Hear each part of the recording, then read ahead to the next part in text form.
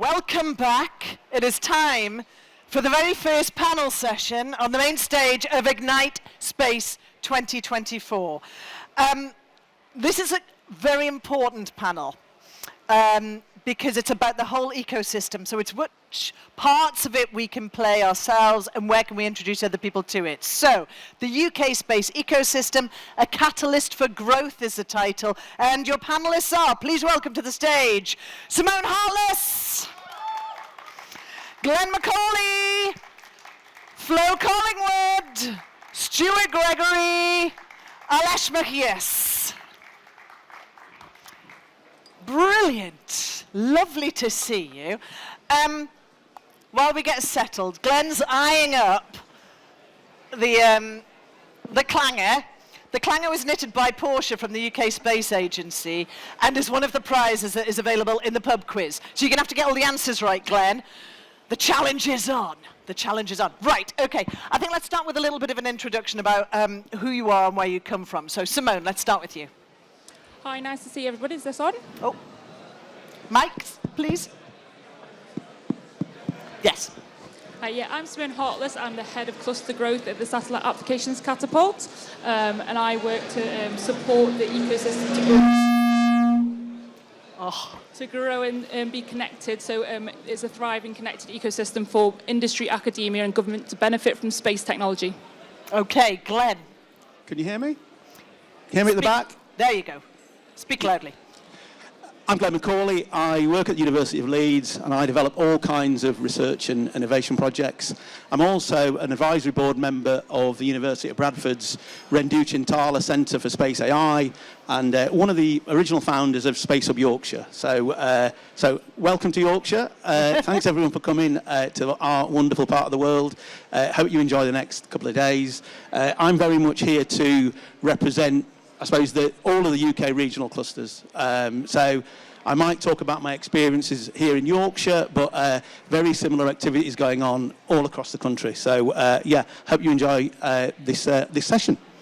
So, as you can hear, we're going to hear from the Satellite Applications Catapult, a regional space hub here, about how their funded activities help SMEs to expand and scale. But to explore the realities of that just a little bit further, and I mean this in its good and its more challenging ways, we have a range of businesses as well. Businesses who are part of this ecosystem, but they are a wide range, including a 106-year-old engineering firm, which has pivoted very successfully into the space sector, as well as companies which didn't exist a decade ago and are now world leading. So, all perspectives covered. Alesh, tell us what you do. Hi, can you hear me? Yes. Hi, so my name is Alesh. I'm one of the co-founders and COO at Open Cosmos. So Open Cosmos designs, builds, launches and operates satellites in orbit to generate the data that can help us solve some of the world's biggest challenges. We founded the company here in the Harwell campus in 2015, and now we are over 100 employees in several countries in Europe and a leading satellite manufacturer and operator in Europe. From engineer to team leadership at the highest level, formerly at Airbus and ESA as well. So a lot to bring to the table. It's great to have you here. Stuart Gregory. Afternoon, everyone. Just a bit brief introduction. So my name's Stuart Gregory. I'm Finance Director for Branda.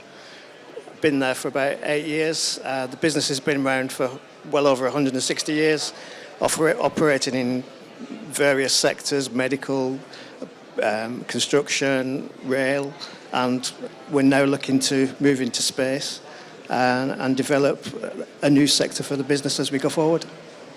Yeah, industry since school. You used to make big things in oil and gas, and now you make very tiny, tiny things. One extreme to the other. Yeah, wonderful. And Flo Collingwood. Hi, how are you doing? My name is Flo Collingwood. I'm the CEO and co-founder of Pangalactic, and we are an innovation-led software company working with space. Specifically, we are designing one of the world's first quantum-secure blockchain platforms to enable space companies to have the highest level of security in protecting that valuable commodity, which is data data is the oil of space, is how we view it. So we're 2 years in, and we have been working with the UK Space Agency's accelerator programs. We're just finishing the LEO program at this moment in time. So yeah, happy to be here. Thank you for having me. These are exciting times. You were with formerly blue chip companies, but blockchain has been driving you forward. So security and sustainability are big things. This space ecosystem then, so this is playing a critical role in supporting the UK to deliver on its ambitions for the space sector. So part of this is strengthening national capabilities, of course, growing the space economy across all regions. And this is an interesting part here because you're all representing different parts, aren't you? As we've got Harwell over here, we've got very proud Hullion, and Stuart.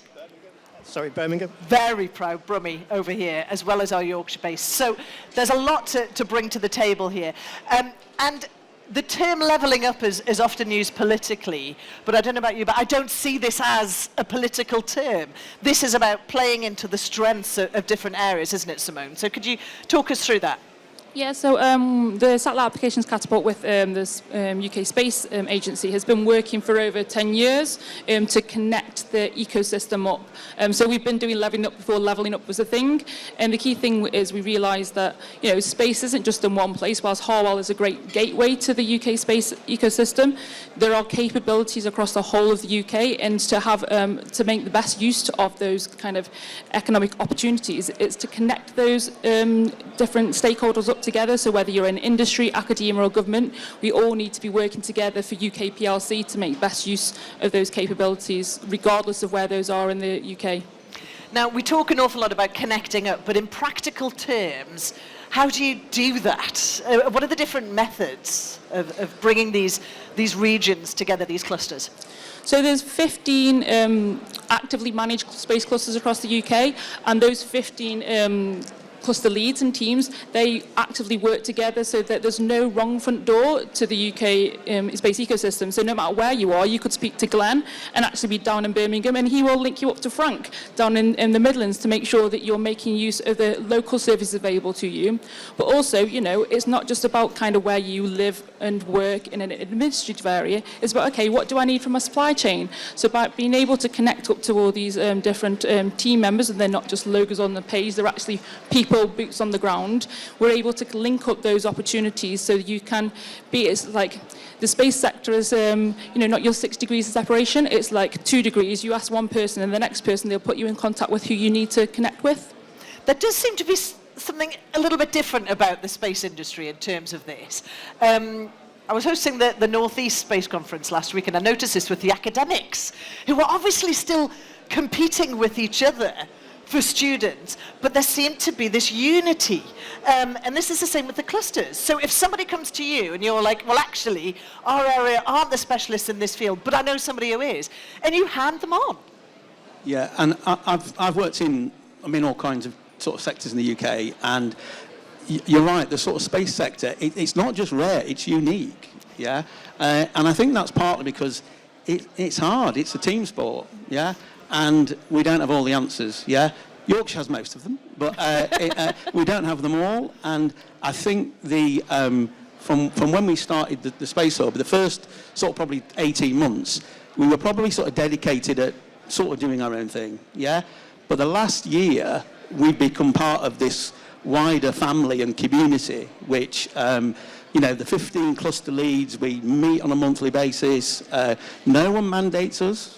It's not a KPI, it's not on our contract, it's not on our grant agreement. We do it because it's the right thing, yeah?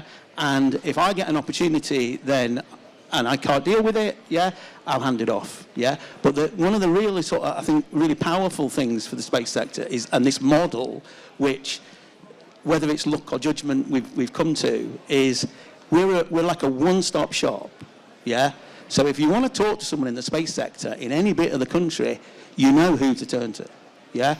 Now, if you were to talk about, financial services or med tech or manufacturing, pretty much any sector in the UK, and you said, is there a single point of contact I could go to? Yeah. The answer is no. Yeah, in the space sector, the answer is yes. Yeah, and it's not only just for our region, but we're really collegiate and we're collaborative. And how do they access the clusters? Like, what do you do if you've kind of just arrived in a particular region and you've got an idea that might even be about pivoting into the space sector? Who do you go to? Make contact with first of all, your regional cluster. Yeah, on the website there is. There's a sort of list and there's a map. You can see the map in the ecosystem zone, yeah? So you sort of know where you are. But if you sort of fall between the cracks or you're not quite sure, yeah? As I say, we really work collaboratively, yeah? So I think you just contact any of them. We'll work it out for you, yeah? It shouldn't be for you, yeah, to sort of sort out the plumbing, yeah? We can sort that out. We'll put you in touch. Now, the ecosystem team leads on various projects and interventions. So some of the names: Ecosystem Development Programme, SCIF, the UK Space Agency Accelerator as well. And as if by magic, we have people who've used those programs. I'm going to go to you, Stuart, because you accessed the Space Agency's Ecosystem Development Programme, wasn't it, via a competition, wasn't it? Pivot into Space. Yes, Pivot into Space was a R&D funded provider, and we put a program together for some R&D research through our precision manufacturing about motors and nominations, how to get motors into space. It's only a short program, it's 9 months, but it's going to give us an in-depth view of the sector and the customers' potential returns should we decide to continue with that strategy into space. And this was because, so you've got this history in precision engineering. Correct. And then you thought, right, let's get into R&D. Where did the space idea even come from? It's through the network, really. So the Midlands Assembly Alliance, it was, they put us in touch with Pivot into Space, and it took a couple of months for us to be convinced. So, how much we're going to spend and what's the return, how difficult is it to get into that sector. We find it quite a closed sector, to be honest. It's very difficult to get those contacts sometimes, or even access websites. But we've got the network and we're plodding on. We're getting there. So how long is the project for? It's only 9 months. And then what could happen at the end of that? There could be a further programme, or we've got customers that we can then collaborate with, which is perfect for us. Right, so it's been building that network. Alesh, you came a completely different route. Yours was the SCIF programme, the Infrastructure Fund. Can you tell us a bit about that? Yes, sure. So for us, before I explain about the SCIF program and what supports, I think it's important to explain what we do a bit more detail so you can see how that is supporting our company. So at Open Cosmos, we design, build, and launch satellites. So there is a component of infrastructure, developing high-tech technology, launching it into space, and then exploiting that infrastructure for our customers. And then on the other hand, how to use that data, mostly satellite imagery, to derive insight, right? So there is a downstream part of our business offering as well. And so we put together this proposal to help us evolve into the next stage of our company. So on one side, we're moving from very small satellite platforms below 50 kilogram of mass into the next class, which is close to 300 kilogram satellite platform that allow us to build bigger satellite, heavier payload, so bigger, imagers and cameras. And for that, we need a bigger facility, bigger test equipment. And so we put in this proposal a project to fit out a new facility in the Harwell campus that will allow us to progress our offering into much bigger satellites. So that is one part of the offering. And the second one is we wanted to further grow the ecosystem of partners that are helping us derive insights from the data we gather from those satellites, right? And so we set up the goal of opening an office, of Open Cosmos office in the Leicester Space Campus to connect with all the researchers and companies in that region that are developing, value-added applications that will help us and our customers gather insights out from that data. So we're trying to kind of grow the offering from both sides, the upstream and the downstream. I'll come back to you on the academia side of things, because I think that's brilliant to tap into. But could you just paint us a picture of what this building looks like, or whatever it is that you're building. Yeah, it's until now we've been growing in the Harwell campus. Since we were 5 people when we started the company, we've been growing in the Harwell campus with the support from local entities. At the beginning, we were the European Space Agency Business Incubator, hosted by STFC. Then RAL Space gave us a small garage at the end of a building where we built our first clean room. Then we moved into the Satellite Applications Catapult Disk, which is a facility that helps companies kind of scale up until you have enough critical mass to build your own facility. And we're now at that point where we can justify and invest to build a bigger facility. So this is basically a bigger clean room, more office space and design space for our engineers, as well as test facility. So this is a very big thermal vacuum chamber, a shaker, and other equipment that will help us, but also the wider ecosystem. I didn't mention, but this grant is not just for us to build capabilities, but also to put into the ecosystem facilities that we will make available for other companies that also want to test their space equipment. And we also want to bring supply chain into our facilities to help integrate and be able to deliver faster our services to customers. This sounds much bigger and better than a garage. It sounds like you've benefited pretty well from this It's scheme. taken some time, but we're getting there. Slowly. But Flo, for Pangalactic, you went into a whole other access point, didn't you? You went through the Explore program and the LEO program as well. Yes, so we finished the Explore program in December, and we're currently at the end of this iteration of the LEO program. And it's actually quite interesting listening to Glenn, because at the time when we got onto the Explore program is when I met Kelvin from Space Hub Yorkshire. And so in the beginning of our business, when we were thinking about entering space as software people and people working within blockchain, everybody said, oh, well, you're not going to be able to do that. It's a closed shop. Nobody's going to talk to you. What are you going to do? Just contact a space agency. And I replied, yes, that's exactly what I'm going to do. And we did. And we were welcome onto the Explore program.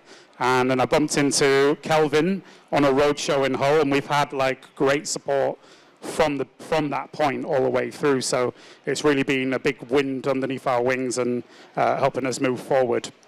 The project itself, the program itself, Explore, is something to really put out there. So if you are looking at whether your business is a feasible business idea for the space industry, Explore is absolutely the place to do it. You get a lot of support, a lot of mentorship on validating your idea. And it's really intensive. But it's a really valuable program to be on. So if there's anybody here that is pivoting into space or might be thinking about it, I would definitely say start with Explore. And who do you actually deal with on that program? Are they people who are already involved within the space sector? Are there mentors? What form does it take? Yeah, it's a mixed bag. So there are mentors who've worked in the space sector, as well as a number of commercial partners such as Fraser Nash, Deloitte, and others who give really insightful workshops and help with that. There's 2 teams that help facilitate it as well. So a big shout out to Exotopic and Entrepreneurial Spark. They provide mentorship and help really steward you through things. And then, as I mentioned, with Space Hub Yorkshire, you've got this great point of contact where you can talk about funding or ways to work together with people. And I'll stop doing the name dropping in a second, but the Satellite Applications Catapult as well have been really useful to us and really helpful with feedback and also connecting us with opportunities and contacts that we should explore. So it's not a closed shop. It's actually a very welcoming shop, and if you're willing to put yourself out there and ask for the opportunity and try and give value, you do get value back. So I would encourage everybody to check those programs out. Okay, did you pay for him to be here, by the way? He's just sat here. He's like an amazing advert for what you've been doing. He's after beer and curry later. He's after a beer later. I get it. I do want to pick up on a few of those things, because so you're saying that you get out of it what you put in. Absolutely. But you seemed less sure about, and I do want to explore that, because a big part of this collaboration seemed to be about open and honest dialogue. What was it that you didn't feel part of I when you suppose came to it? because we're new to the sector, we didn't really have the networks, but we've got a small customer base that we could then realise that actually through them we could then explore other avenues of getting into the space sector. But yeah, even just accessing websites, the NASA website for approved metals and things like that, we just couldn't get access to. Well, you couldn't get access. Why?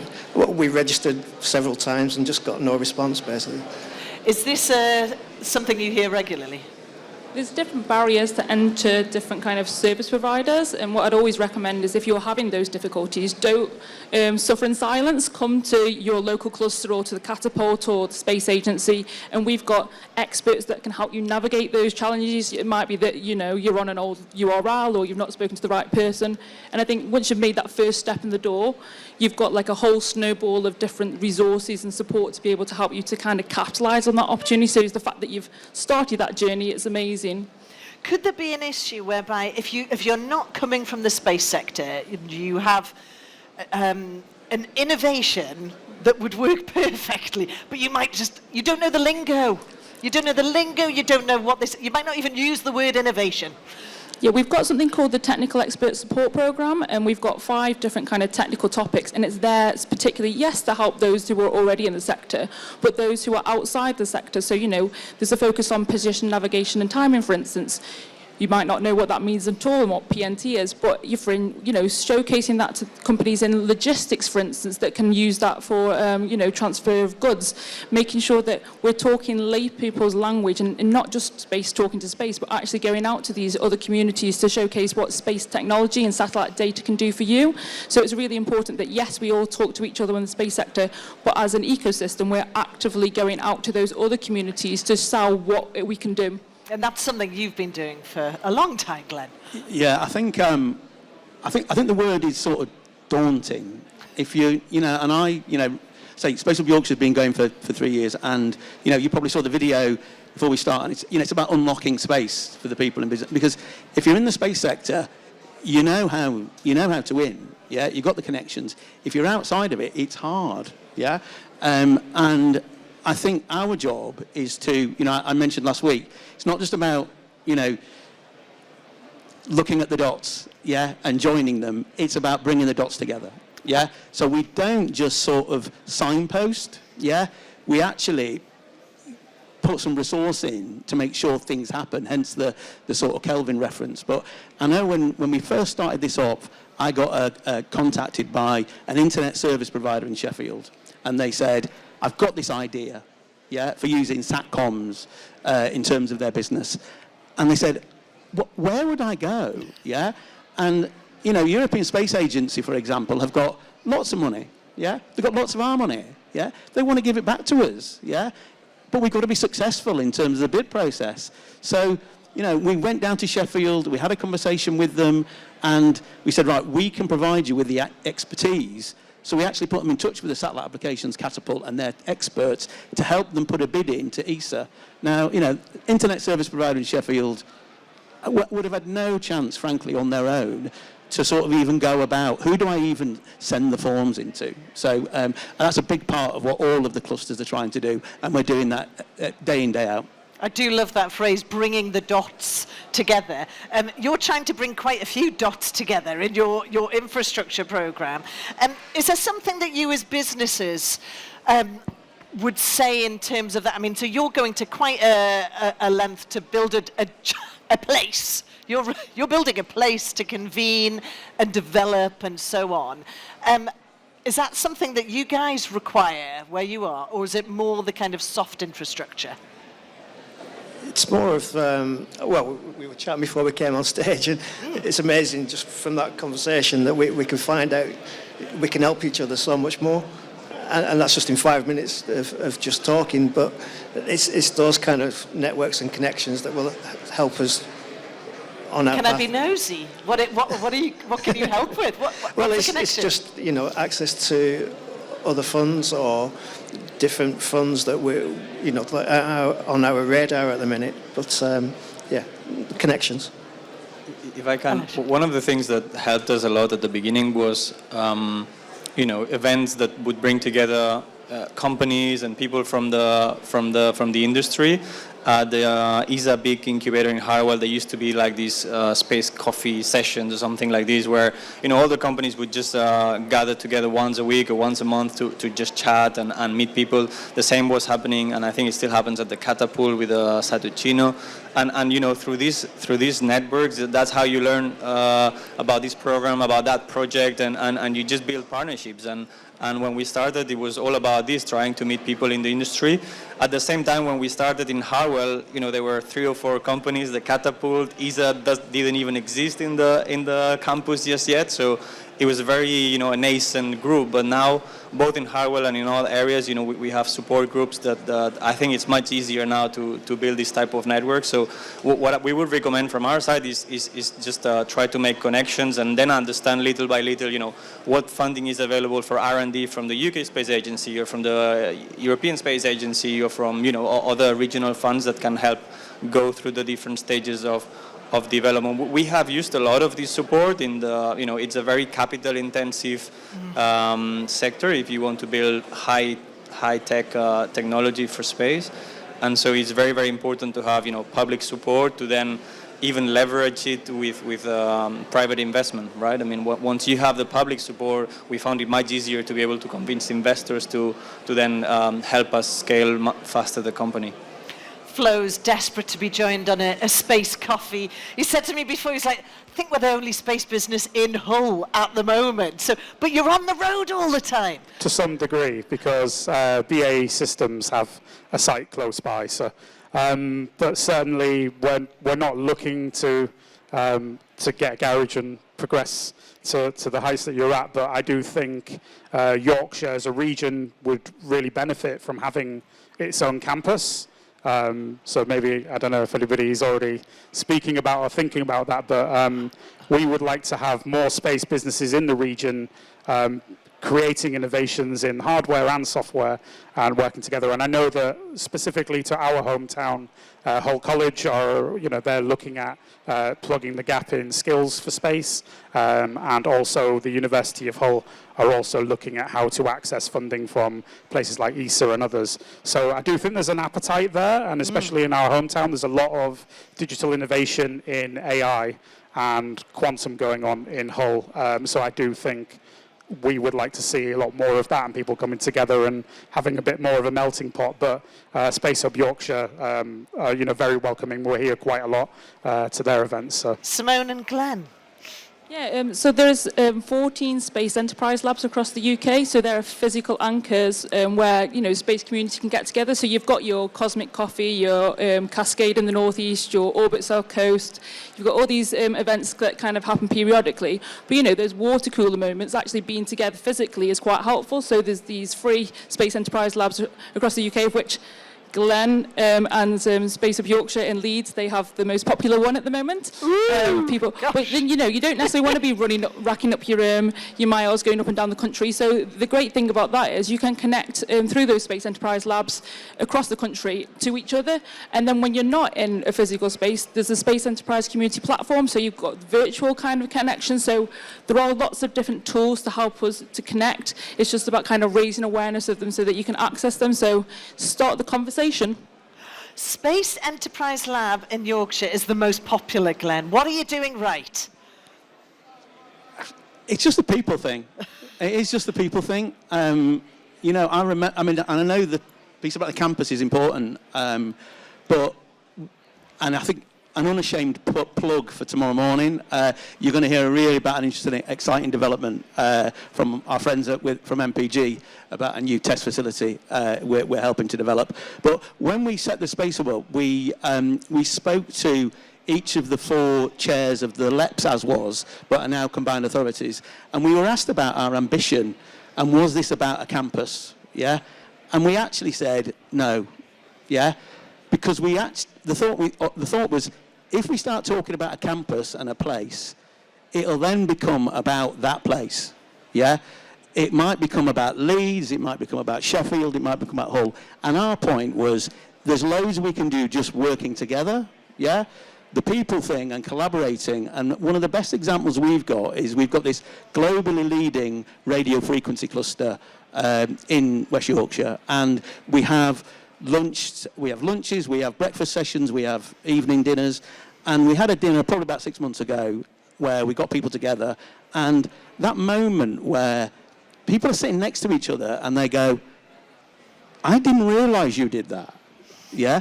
We've been competing. We think we've been competing for 20 years. And we don't have to. Yeah? Yeah, we can compete on quite a lot of things, but there are also things that we can collaborate on. Yeah? And for me, those moments where, I say, like almost, they're in the community, they're around the corner, and they think they've been competing. And I mean, another example with MPG is, you know, they're based in York. I was talking about who does their precision engineering. And they said, oh, we send it up to Scotland or we send it down south. And I said, have you spoken to Reliance in Huddersfield? 20 miles away, 30 miles away, yeah? And they're now working with a precision engineering company in Huddersfield. And it just comes out of the people thing. And I say, you know, I think for us, the sort of campus, all in good time, yeah? But there's a lot we can do just connecting people and talking to people.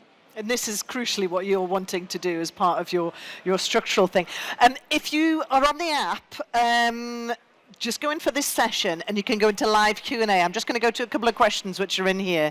The first has come from Debyoti Sengupta, who says, how can individual clusters synchronize our activities to achieve... Oh, this is an advanced question. How can individual clusters synchronize our activities to achieve collective goals set out in the government's National Space Strategy?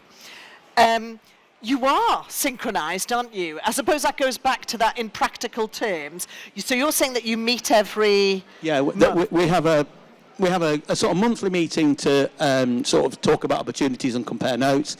But then there is something more tangible than that. Again, unashamed plug for tomorrow morning. We have an event around Space North. Now, Space North is unifying the Northwest and the Northeast and Yorkshire around resilient connectivity. And that's where we've come together to say, how do we sell? And I use the word sell. This isn't about generating a new supercluster because we think we'd lose the local touch. Yeah, this is about how do we come together, create a brand that we can promote internationally for inward investment and trade. So I think we are doing that already in terms of working more closely together across the clusters. That is a really interesting point. So although you're all coming together to discuss this idea, and I imagine this happens in different fields further down with individual businesses, but you feel that you would lose the local touch. What do you mean by that? Okay, Space of Yorkshire has 12 universities. Yeah. Yeah. Nearly 10% of every undergrad in the country is here. Yeah. Now, coordinating the activity of 12 universities is quite challenging. Yeah. We meet every quarter. Yeah. Now, if we try to do that across the north of England, yeah. Yeah. Right. So it's about realising where the limitations can be and where the advantages would be. I think what you've got to do, it's that, you know, it's that looking at, in effect, the sort of service delivery at the optimum geography. Yes. Yeah. So I think we think that the Yorkshire, the Northeast, the Northwest is the optimum geography for us. Yeah. But what we do need to do is we can come together to promote ourselves internationally, and that's the right geography for foreign direct investment promotion. And if you work out the sectors which you feel are like the sustainability aspect. Yeah. This is something that we really should work towards. And it's not a one-size-fits-all. Yes. What is your opinion on that as SMEs about that locality aspect? Do you think does that make sense to you, or is that being inefficient or height of efficiency? We find that more and more since post-pandemic, basically. A lot of people are going more centralised and more local to get content rather than going further afield. And yeah, we've teamed up with various people more locally than we have post-pandemic than pre-pandemic because of the way we can help each other and support each other. And it just makes things a whole lot quicker, you know, quicker decision making. And that's whether you're dealing with, you know, sole customers, traders, suppliers, right, okay. everywhere. Yeah. Would that be something you could... Yes, it does definitely bring efficiencies to have, in our case, we try to, as much as we can, supply chain to use companies around us. We're lucky enough that in the Harwell campus and in the Southeast, there's kind of a bit of a cluster of companies, not just for space, but there's like Formula One, and other industries that we use a lot for machining parts, for electronics, and so on. That's very useful. It brings a lot of, speed in the way we operate. And it allows us to be closer to build closer relationship with our suppliers. So there's definitely value in having the supply chain close to us. And then the second part is everything related to being able to test our satellites and deliver within the campus. This has been invaluable to us, to be honest. Another question here: how can SMEs and large enterprises collaborate with companies offering services to be strategic partners for techno-commercial growth? So the combination of different sized businesses under the same banner, I think, is where we're heading with this. Is it possible?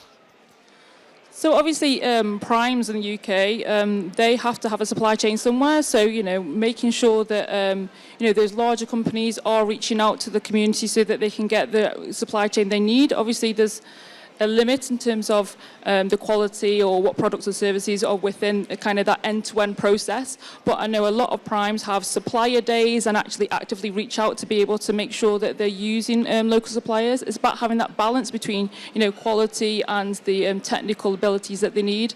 And, the space ecosystem is all about kind of connecting, whether that's between industry and academia, between SMEs and primes. So it's about that balanced approach. It's not just saying, okay, we'll just go down one way. There's multiple ways of being able to make those connections. And as Glenn said, having a place-based approach, so you've got,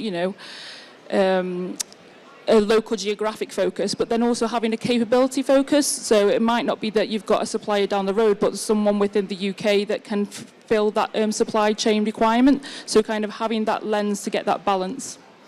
How do you feel about primes? I was going to comment on the fact that it's just knowing your strengths as well.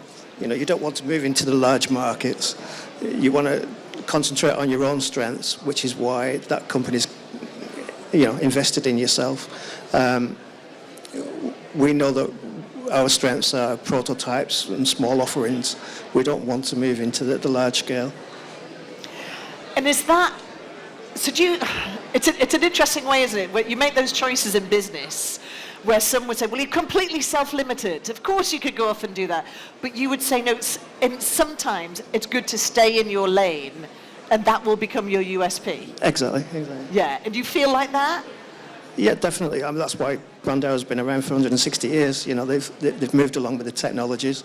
They've invested in new equipment, and that's because of the precision that they give to the market. And when it comes to the primes, do you feel excited by them, or do you just think, I don't need your money and you are not having my assets? I don't know if my mic's on. Oh, there it is. I'm excited by them. To a degree, we're a small team of 6 people. We've been bootstrapped for 2 years, and we're just building. We've not really defined our lane. We've not said, oh, that's our lane. We've got to stay in it. Actually, what we're trying to build is something useful. So to work with primes is definitely an advantage. And on the programs that we've been on, we've had support from primes, especially Fraser Nash, who are offering us technical and commercial support. So we're working with them already in the early stages. So we're open to it all. We don't really see that there's kind of a difference. It's just about trying to offer value and try and push a project further forward. And what are they getting from you, Flo? Sorry? What are they getting from you? I don't know what they're getting from us, if I'm honest. I guess a team that's dedicated to trying to innovate and create something useful from what we perceive to be one of the most useful technologies there is. So I think that's a very exciting opportunity when you start to see how you apply that in a commercial setting with regards to data. And going back to what you'd said about Formula One, we talk about McKinsey saying that space is going to be worth $1.8 trillion by 2034, well, that's going to take everybody. So it's not people who are just, oh, we're a space company, we're not a space company. We need precision engineers, we need SATCOMs, we need people from all different fields to be able to make that skill gap available for us. So I don't really even look at businesses of being space businesses or not space businesses. It's if you have something to apply to the space sector, then you will find a really, really great growing industry to be a part of. So yeah, so sorry, answer your question, primes, we love you, bring it on, let's work together. I think the primes are getting quite a lot out of you in terms of passion, agility, and that specialist knowledge as well. Because if you've got those smaller firms, you can adjust much faster because you haven't got all that processing to go through. And also a plug for tomorrow, I believe around about 11 o'clock tomorrow, there is a session about working with the primes on the main stage. So if you want to find out more, then yeah. Loads more in that. Another question here, this is from Richard. Which sectors of the UK market or which use cases does the panel see as the most lucrative for the space industry? So jumping on the back of what you've said there, which is that it doesn't have to be space, which sectors do you think are going to be the most lucrative going forward, Alesh? We see the exponential value of space to have a major impact on society in everything related to the climate emergency, the sustainable use of resources, energy transition. That's what we build the company to is the vision of the company, really try to solve some of those challenges. And we think that's where we will have the massive impact moving forward. It's more on the downstream, is in the use of that data, but every single piece of the industry and the sector contributes towards, being able to use that technology as a solution. So that's 100% what we focused on. It's let's say, the longer term strategy of the company, but it's where we think, us as a collective, we can have a real impact on society. Any other sectors that you feel? In terms of, because the question was about being lucrative. I mean, this is lucrative and having an impact on the world. I think we're doing a lot of work on Earth observation. And my colleague Christina is running a project called Green Space, which is around how do we get the financial services industry to use space tech to decarbonise agriculture, yeah, because we think that's a rich vein of future work. So I think Earth observation, critical infrastructure monitoring, flood defences. We run a programme called UK EONS, which is in effect trying to map the capability of Earth observation across the UK, but also building the network, because I think we definitely see those downstream applications in terms of EO, and that project is funded by Satellite Applications Catapult. So you obviously think that's going to work. Yeah, I mean, it's one of the government's 5 priority sectors is Earth data, and there's 60% of the essential kind of climate data required to look at climate change comes from space, and 18% of GDP is for the UK is from satellite data and services. So that is really a growing market and an opportunity that can be tapped into, and even whilst the data might not necessarily be supplied by one company, you've got to get the satellites up there to be able to bring that data down. So there's opportunities across the whole of kind of that supply chain, but certainly the use of data, and particularly in sustainability and climate change, I think is a really key growing market. Flo? I echo the sustainability angle and what's possible. With Earth observation data. So I see that being lucrative and also very helpful in helping us find solutions.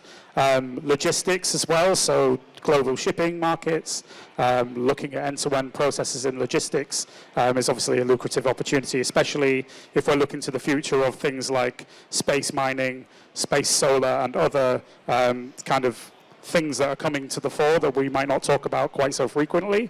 So there's a lot there, and especially looking at the 18% of the UK GDP, there's so much reliant on space data that we don't really think about. There's a lot of lucrative industries already being serviced by space. Space solar seems to just be dropping into increasing numbers of conversations at the moment, I've noticed. In terms of the satellites, you've been pretty busy. You've got quite a few on the go and many more to come, haven't you? Yes, and it's funny because you were asking about the SCIF program earlier in the conversation, and you know, in that SCIF program, we're not only putting together the new facility building, but we've also started to develop a new platform, new satellite platform that is bigger, and that we will be testing and validating in this new facility that we're building under the UK Space Agency grant. And so thanks to starting last year to develop this capability, we've been putting it in proposals and offering it to customers. And just a few weeks ago, we announced that we've won again some of the major primes. We've won a very big contract in Greece to provide the National Earth Observation Constellation for the Greek government. That is 60 million euros that in a way has been enabled by working for many years in different programs, but in particular with the SCIF, you know, it's an outcome that, you know, it has supported us in this. So it's going to be a major step for the company in the international expansion. And then other programs in both here in the UK, science missions that we're doing for the European Space Agency, but also in other countries in Europe where we've been expanding. So we have now operations in Spain, in Portugal, and in Greece, apart from the UK, of course. And yeah, this all comes from, you know, a team of 3 that we started in Harwell, and you know, we've been growing little by little with support from government, investors, and customers. So yeah, we have a bit of work moving forwards. Did anybody else spot that? I love the way you just dropped that in, like, yeah, we've got this £16 million, we're just working with the Greek government and got that. So do you think that comes from, there is a respect for the UK space community that is a little bit different to other places, do you feel? Is that? Is there respect for coming from the UK space community compared to coming from other nations? Yeah, I mean, there's no doubt that if we had not started the company in the UK back in 2015, I think we wouldn't be where we are today. So it's been critical, the support we've got from different organizations, and you know, the whole ecosystem has helped us a lot reach where we are today. Absolutely, yes. And you've all mentioned ESA a bit. Europe's moving towards targets of 2040. We keep looking at the UK's targets for 2030. When we're looking at the future and potentially say futures, whether it's into actually stuff that you're going to build or platforms to join people together, are we aligned with Europe and their targets? I think there's always strategies come out at different phases, so you have to kind of align them. Obviously, we've got the targets to 2030, but, you know, there'll be new targets coming forward with different plans. So we're kind of looking at the immediate future, but then, you know, looking into what's on the horizon is always important. And we're a key player in ESA, regardless of Brexit and other things. So we will still continuing to invest in ESA. So it's about getting that kind of investment back. So we need to make sure we are aligned with what they're doing, as well as obviously having our own national priorities, such as the Space Industrial Plan. I'm glad you brought in Brexit. There was a question about it, and I was avoiding it for political reasons. But this is, I mean, it is an important point that no matter who comes into the British government as well, and, you know, we won't venture into that, but you need to have these targets. You need everybody at the starting line at the same time, don't you? Particularly when it comes to accessing funding. So priorities, if there are people in the room thinking, right, what should be my next step and where should I go to with my business? What would be your advice in terms of as an ecosystem? I'd say look what your USP is in terms of what kind of area, technical area, so that capability-led, and also where are you physically located. So you can talk to your local cluster or talk to the Catapult or Space Agency first to kind of link you in, and then we can make sure you've got access to those right networks, such as UK EONs, if you're working in Earth observation, for instance, or to your local space cluster, and then take it through there. So you can have kind of that support from both a place-based and a capability-based agenda. Have you got a stand here? Yes, we've got the ecosystem zone over as you come into the hall on the left, and throughout the course of the 2 days we've got 3 specific ecosystem zone workshops where you can learn out more about business support, about national capabilities, and about connecting communities. So come and get that kind of hands-on support right now. So Anur Adna, who asked a question earlier, can I find help to navigate this ecosystem and the tools? They're all there. And you guys, I mean, you're particularly wanting to set up a community. You're looking to connect with people. You're always looking to connect, and you're on the road all the time. Are you happy for people to come and chat to you about things and working Absolutely. together? Yeah. Absolutely. Are there any problems that you're tackling at the moment that you're looking for a solution? Is there any gap analysis? Anything? Skills, I think people, it's one of the things that it's difficult. And so I think there's, we want to be a leading agent in the space sector in the world. I think we need to continue to invest in getting the skills in the country because, we're not getting enough people, we want to hire more, but it's just that we're struggling to find the right talent and so that is one of the things that I think we need to continue. I think there's been a lot of work done by the UK Space Agency and others across government, but we need to continue looking for solutions on how to simplify or help, grow the talent in here. And those skills, are they coming from younger generations who are, looking for a future in the space sector, or are these people transferring from other industries, do you think? I think it has to be both, because we need to be preparing, in 20 years, where do we want to be? That comes from universities and training new graduates, but today we have companies like us and others that we need talent, and so you can't wait 10 years, 15 years until they come out from university. Glenn?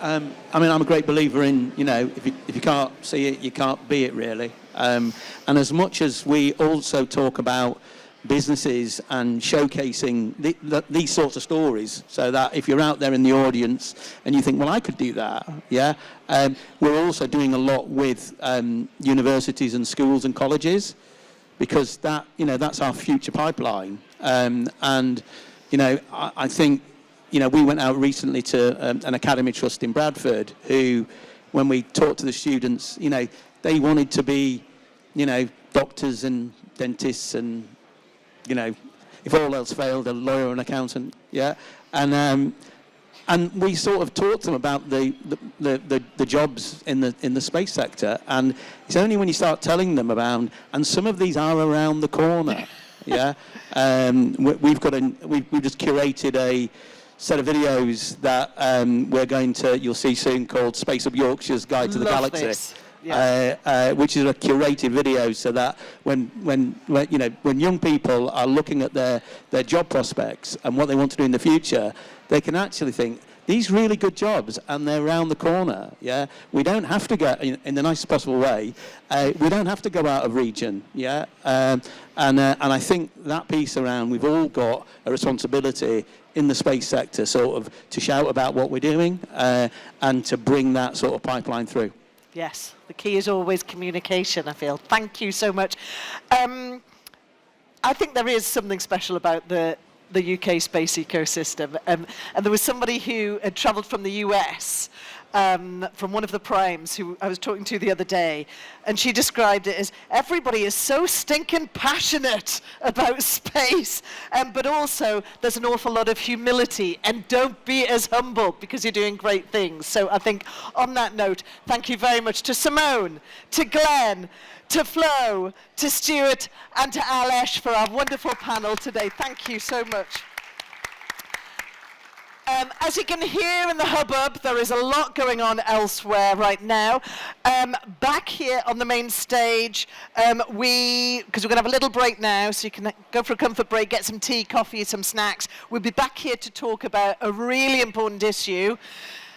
Won't get out the news at the moment, cybersecurity. So a cybersecurity panel, that's at 3:30.